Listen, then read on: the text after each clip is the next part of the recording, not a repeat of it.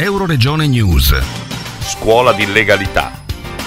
Un progetto di educazione alla legalità è stato presentato durante un incontro organizzato dal sindaco di Codroipo, Fabio Marchetti, alla presenza del prefetto Provvidenza Delfina Raimondo, del questore di Udine Carlo Cracovia, del comandante provinciale dei Carabinieri Roberto Del Piano, del comandante della polizia locale Franco Fantinato e dalla dirigente scolastica Patrizia Pavatti, nonché la responsabile regionale per la formazione della polizia locale Giuliana Marchi, oltre agli assessori comunali e ai docenti della Polizia di Stato che hanno concretizzato le lezioni in aula. Ho sentito il prefetto di Udine. Sicurezza integrata, di tutti, la sicurezza partecipata, Poi la scelta di puntare sui ragazzi è una scelta vincente, perché i ragazzi, che come dicevo sono cittadini in crescita, rappresentano davvero la migliore alleanza per attuare una prevenzione che sia coinvolgente, perché loro la portano a casa, ne parlano col papà, con la mamma, con gli zii, con i cugini,